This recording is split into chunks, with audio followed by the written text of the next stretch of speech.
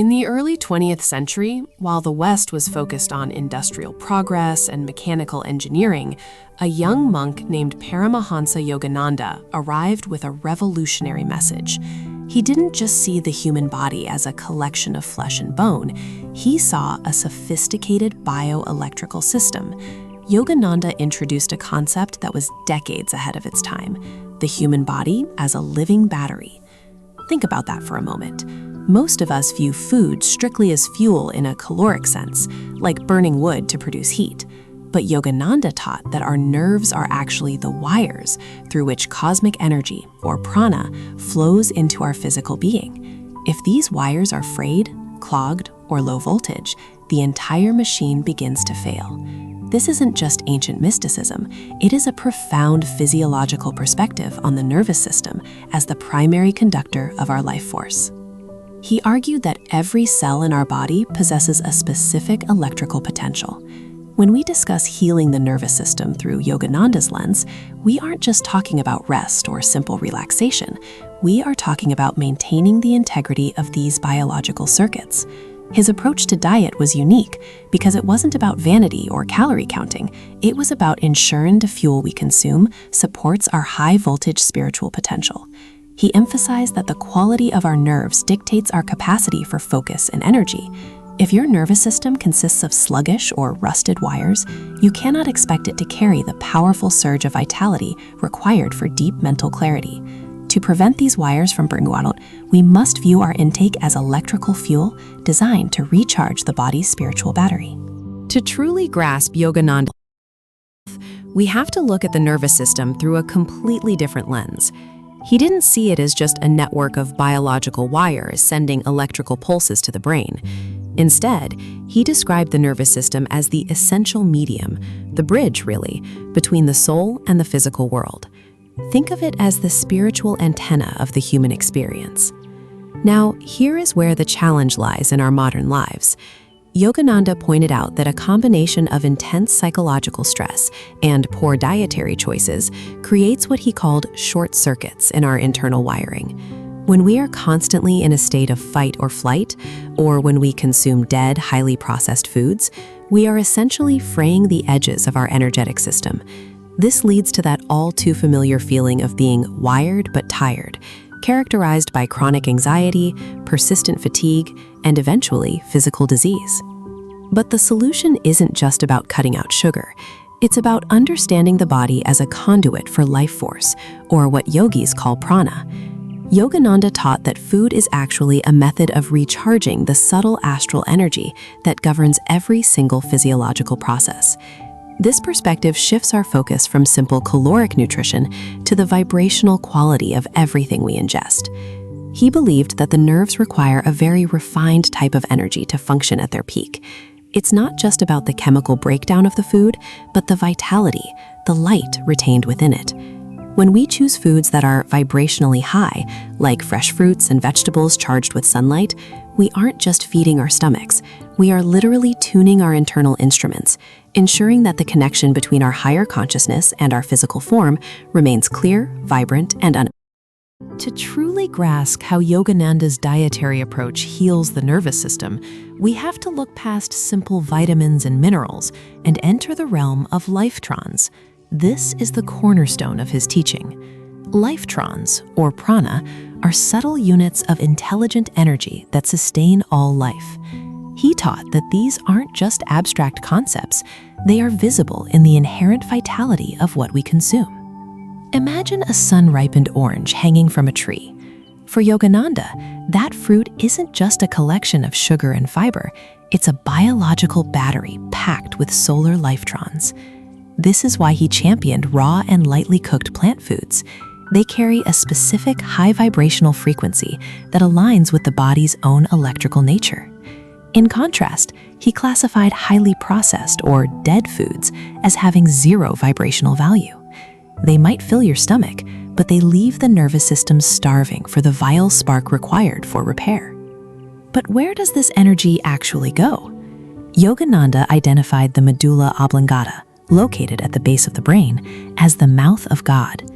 He taught that this area is the primary portal through which cosmic energy enters the human body. While we traditionally think of the mouth as the only place we ingest fuel, Yogananda argued that the medulla eats the vitality liberated from the cells of fresh produce during the digestive process. The nervous system is the ultimate beneficiary of this exchange. It operates like a complex electrical grid. If you fuel it with low vibrational, dead energy, the grid becomes sluggish, leading to what we experience as chronic stress or exhaustion. However, by consuming foods rich in lifetrons, you are effectively recalibrating the vibrational frequency of your nerves, allowing the medulla to distribute life force more efficiently throughout the entire body. To truly understand Yogananda's dietary philosophy, we have to look at the Sanskrit term Sattvic. In the ancient yogic tradition, a Sattvic diet is one that is fundamentally pure, harmonious, and clear. It's not just about calories, it's about the energetic frequency of the fuel we provide our bodies.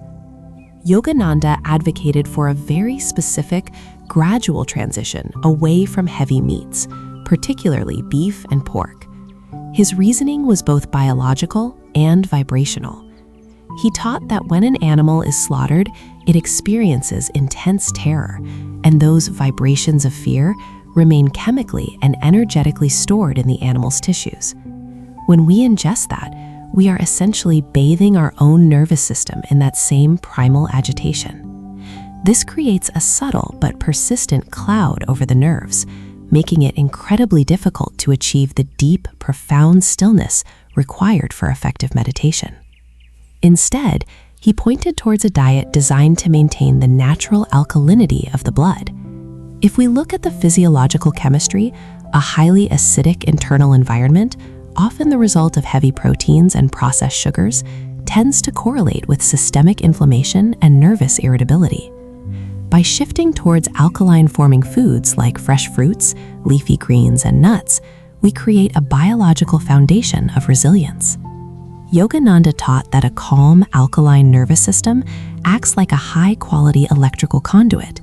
Just as a thin, corroded wire would short-circuit if you ran a high-voltage current through it, a nervous system clouded by heavy vibrations struggles to process the high-voltage spiritual energy generated during practices like Kriya Yoga. By refining what we eat, we are essentially upgrading our biological hardware, ensuring the body can sustain higher states of consciousness and a truly resilient, peaceful spirit. Within the specific dietary framework Yogananda proposed, citrus fruits aren't just healthy snacks. They are the absolute starring actors in the drama of nervous system repair. Yogananda often spoke with great reverence about the electric quality of oranges and lemons. He viewed these fruits as concentrated, tangible bursts of solar energy. Think about the biology here. A citrus tree spends months absorbing photons from the sun, converting that light into chemical energy through photosynthesis. Yogananda believed that this process made citrus a literal battery for the human body. He suggested that the vitamin C and the potent bioflavonoids found in these fruits act as a powerful tonic for the nerves. But his explanation went a step further than standard nutrition. He taught that these specific compounds help to clear out mucus and various metabolic toxins that physically block the flow of life force, or prana, through the spinal column. In this system, the spine is the primary conduit for your internal energy. When those pathways are clogged by a poor diet or internal waste, the current slows down, leading to chronic fatigue and nervous tension. For Yogananda, drinking a glass of fresh orange juice wasn't just a way to quench thirst, it was a deliberate ritual of recharging the body's intricate electrical grid. Imagine your nerves as a vast network of biological wiring. Over time, these wires can become corroded or buried in debris. The citric acids and solar vibrations act like a systemic flush, restoring the conductivity of your nervous system. By consuming these electric foods, you are essentially plugging yourself back into the source of life energy, ensuring that the vital currents can flow unobstructed from the brain, down through the spine, and out to every single cell. It is a profound fusion of physical cleansing and energetic empowerment. Moving deeper into the specifics of what actually builds a resilient nervous system, Yogananda placed an extraordinary emphasis on leafy green vegetables. He didn't just see them as side dishes, he categorized them as nerve foods. To him, these plants are the primary delivery system for two critical minerals, magnesium and calcium. In Yogananda's dietary philosophy, these aren't just supplementary minerals. They are the literal physical building blocks of your nervous system's infrastructure.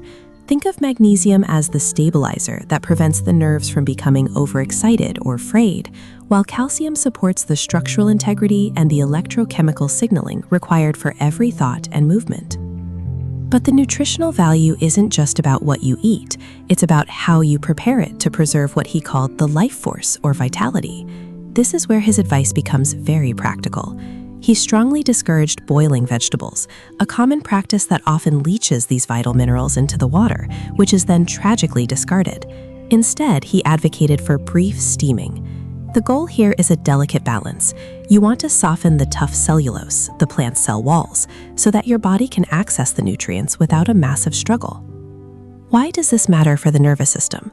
Yogananda explained that if the digestive system has to work too hard to break down raw or poorly prepared fibers, it effectively robs the nervous system of energy to complete the task. By steaming greens just enough to make them bioavailable, you ensure that the energy produced during digestion is a net gain for your nerves rather than a drain. This refined approach to cooking guards the chemical potency of the food while respecting the body's limited energetic resources, utilizing those minerals to repair the very pathways of your consciousness. To truly ground the nervous system and provide sustained energy for the spiritual path, Paramahansa Yogananda pointed toward the vital role of nuts and seeds, with a specific, almost reverent emphasis on almonds and walnuts. This wasn't just a suggestion for general protein intake, it was a targeted protocol for what we might call spiritual physiology. Let's focus on the almond. Yogananda's instructions were remarkably precise. You must soak them overnight and then peel away the skins before eating. When you remove that brown, tannin-rich skin, you're left with a pure, easily digestible, high-quality fat. He taught that this specific fat acts as a direct nutrient for the brain and, crucially, for the myelin sheath. In modern terms, the myelin sheath is the protective, fatty insulation surrounding our nerve fibers. It allows electrical impulses to transmit rapidly and efficiently between cells. But Yogananda took this further. He explained that during intensive meditation, especially practices like Kriya Yoga, the practitioner begins to channel a significantly increased current of cosmic energy through the body. This energy flows primarily through the nerves of the spine. If these nerves lack proper fatty insulation, the surge of energy can result in nerve fry, a feeling of being physically overwhelmed, jittery, or spiritually burnt out. By consuming these soaked almonds and walnuts, you are essentially reinforcing your internal wiring. You are upgrading the insulation on your biological cables so they can carry a higher voltage of divine energy without physical discomfort.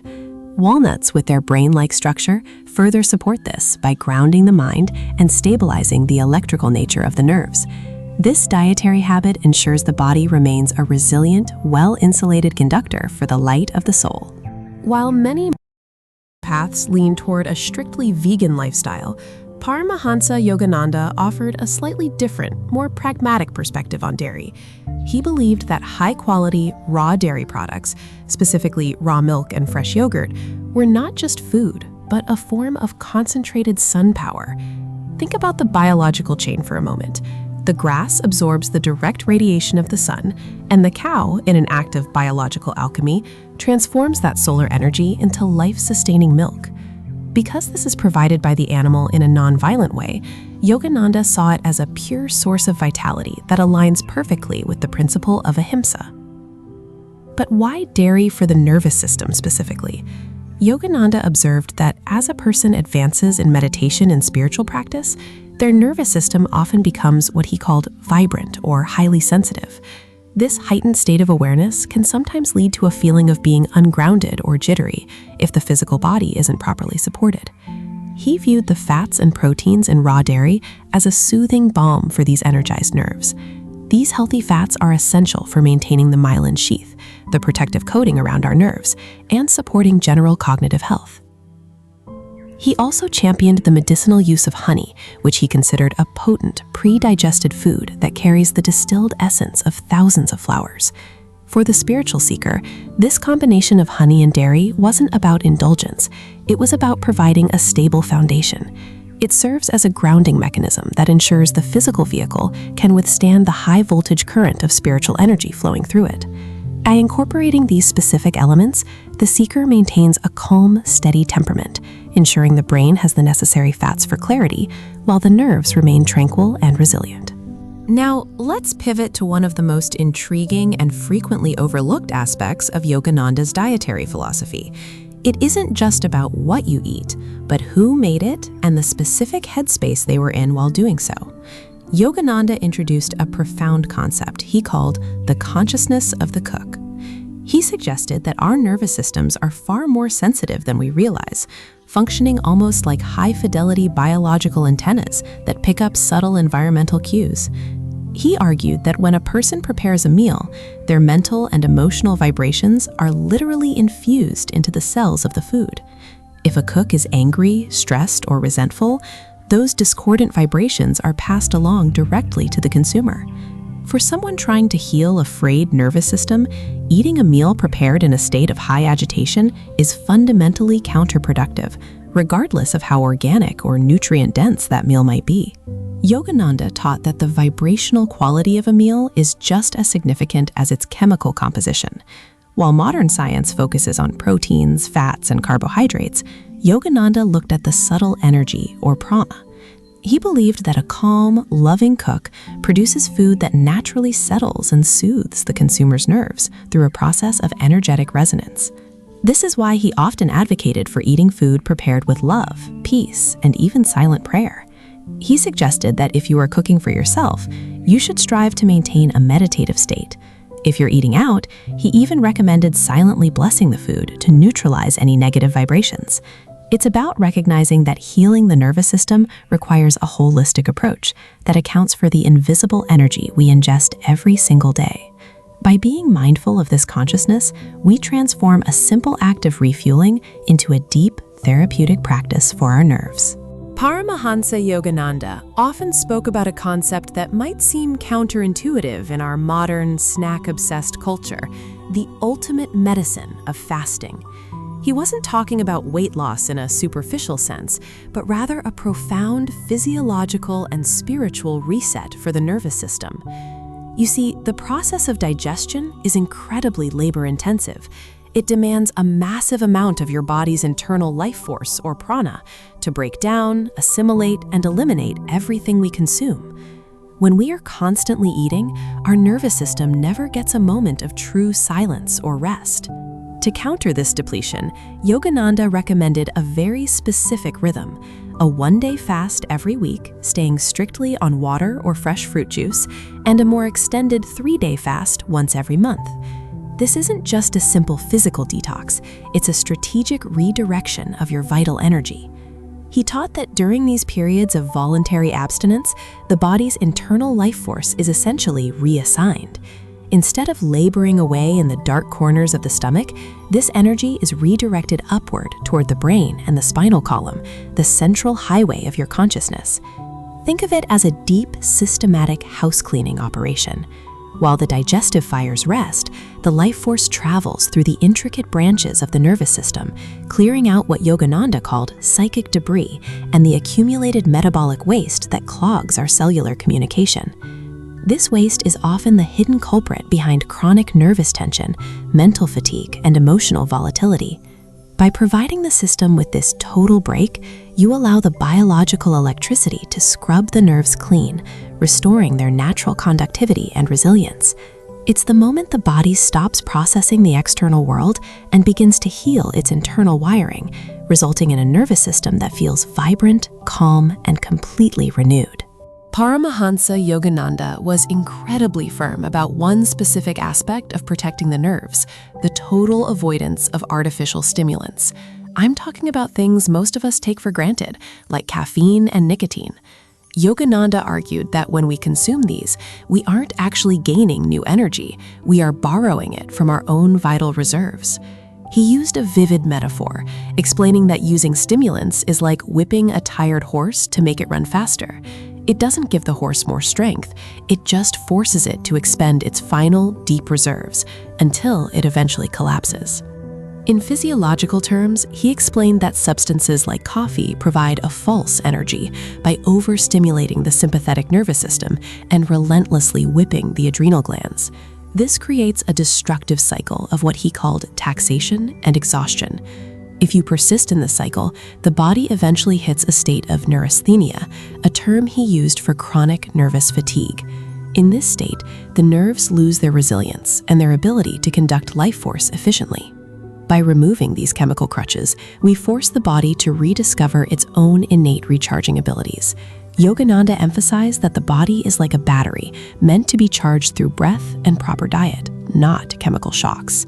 He taught that we can draw energy directly from the cosmic source through the medulla oblongata, but this subtle process is effectively blocked when the nervous system is in a state of constant, jittery overstimulation. It's about shifting from a state of emergency mobilization to a state of calm, sustainable power. When you stop the artificial whipping, the nervous system can finally heal, allowing you to rely on a source of energy that never leaves you feeling depleted. In the tradition of Paramahansa Yogananda, the simple act of eating is elevated to a sacred meditative ceremony. He taught that our internal state during a meal is just as important as the food on our plate. If you sit down to eat while gripped by anger, clouded by worry, or rushing against the clock, you are effectively creating astral poisons within your system. These are not merely metaphorical. They are subtle energetic toxins that irritate the nerves and disrupt the body's natural harmony. To heal a frayed nervous system, one must approach the table with a sense of profound stillness and peace. A cornerstone of this practice is the discipline of chewing. Yogananda advised turning every morsel of food into a liquid state before swallowing. This meticulous process serves a dual purpose. On a physical level, it begins the digestive process in the mouth, significantly reducing the metabolic tax on the stomach and intestines. On a deeper level, it allows the tongue and the energetic centers in the throat to fully extract the prana, or life force, contained within the nourishment. When we swallow hastily, we lose the most vital, energetic part of the food.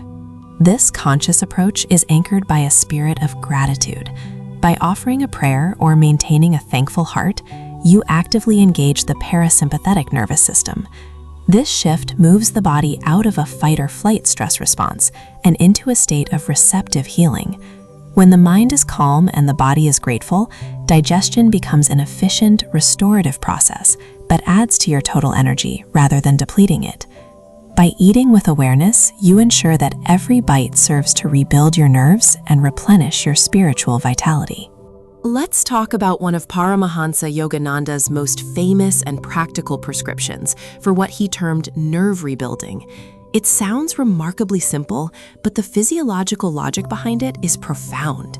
He recommended a specific mixture of finely ground nuts, often almonds or walnuts, stirred into a glass of fresh, hand-squeezed orange juice. Think about the chemistry at play here. The orange juice provides an immediate influx of natural glucose. Your brain is an absolute glucose hog. It consumes roughly 20% of your body's total energy. And when your nervous system is depleted or frayed, it requires that fuel instantly. However, glucose on its own causes a rapid spike and a subsequent crash, which is the last thing a sensitive or exhausted nervous system needs. That is where the ground nuts come in. By introducing high-quality fats and proteins, the rate of sugar absorption is stabilized. It creates a sustained release of energy, rather than a volatile burst. Yogananda didn't just suggest this as a casual snack. He utilized it as a vital fasting aid for his students. He specifically prescribed it during periods of intense spiritual practice or when individuals were recovering from complete nervous breakdowns. The goal was to provide the maximum possible vitality with the absolute minimum of digestive strain. Digestion is one of the most energy-intensive processes the human body performs. When your nerves are shattered, your body lacks the spare energy to break down complex, heavy meals. By pre-grinding the nuts and pairing them with the easily assimilatable sugars of the citrus, you are essentially providing the body with a liquid battery. This combination helps repair the myelin sheath, the fatty insulation protecting your nerves, while maintaining cognitive clarity. It's a masterclass in using diet to support the subtle electrical system of the body. It is absolutely vital to understand that for Paramahansa Yogananda, this specific diet was never an end in itself. He wasn't simply teaching nutrition for the sake of general physical longevity or vanity. Instead, he viewed it as the essential physical foundation for the advanced practice of Kriya Yoga. Yogananda taught that our spiritual progress is directly tied to the conductivity of our nervous system. If the body is burdened by a heavy, toxic diet, dominated by processed sugars, heavy fats, or lethargy-inducing foods, the spine effectively becomes clogged. In his technical descriptions, he noted that the nerves become non-conductive, losing their ability to transmit subtle spiritual energy. Think of your nervous system as a sophisticated circuit of electrical wires. When those wires are corroded or insulated with grime, the current simply cannot flow efficiently. In the context of Kriya Yoga, that current is the life force, or prana. The ultimate goal of the practitioner is to consciously direct this energy upward through the spinal column to the higher brain centers, such as the medulla oblongata and the thousand-petaled lotus in the cerebrum. If your nerves are sluggish or resistant due to biological toxicity, that energy hits a wall. You might sit for meditation, but instead of expansion, you feel physical restlessness, heaviness, or mental fog. However, when you commit to a purified diet, you are essentially cleaning the circuitry. By choosing light, life-giving foods, you are transforming your nervous system into a perfect conductor. This physiological refinement allows the seeker to experience what Yogananda called the divine currents of peace and joy without any internal resistance. The diet is the preparation of the temple. By refining your fuel, you ensure your spine is a clear highway for consciousness, allowing the energy to ascend smoothly toward the states of bliss and cosmic awareness. Think about the world we live in right now. It is a constant stream of blue light, buzzing notifications, and a frantic, high-speed pace that never seems to let up. We call it digital overstimulation, but Paramahansa Yogananda foresaw this nearly a century ago. He predicted a time when the human nervous system would be under a relentless, unprecedented assault. He understood that as the world sped up, our internal wiring, our nerves, would take the brunt of that vibration. So, how do we shield ourselves? Yogananda's solution wasn't just mental, it was deeply physiological. He emphasized that we must return to what he called soil-grown foods. These aren't just calories. They are carriers of living minerals and solar energy. When we consume sun-drenched fruits and vegetables, we aren't just eating, we are absorbing lifetrons, the subtle energy that Yogananda claimed fuels the nervous system. From a biochemical perspective, this makes perfect sense. Our nerves rely on a delicate balance of electrolytes, minerals like potassium, magnesium, and calcium, which act as the spark plugs for every thought and movement. By flooding our system with these living minerals, we essentially insulate our nerves. Think of it like adding thick, high-quality insulation to a copper wire. It prevents the short circuits caused by the frantic noise of modern society. This specific diet creates what Yogananda beautifully termed an inner citadel of peace. It is a fortress that isn't just built through meditation, but is physically supported by the chemistry of what we ingest. When your nervous system is nourished by the vitality of the earth and the sun, the external chaos of the digital world can't penetrate your core. You aren't just surviving the modern age, you are remaining vibrationally stable within it. Ultimately, healing the nervous system through Yogananda's dietary principles is about recognizing that your body is a temple for the soul. His teachings remind us that every meal is an opportunity to invite more light and vitality into our electrical being. Think of your nervous system as the intricate wiring of a divine instrument. If the wires are frayed or corroded by poor nutrition, what Yogananda might call dead foods, the power of your consciousness simply cannot flow with its intended brilliance. In this context, we can look at nervous system vitality as a balance between prana intake and metabolic resistance. When we align our eating habits with the laws of nature, focusing on Sattvic or pure foods, we are essentially reducing the internal resistance in our biological circuits. High vibration foods like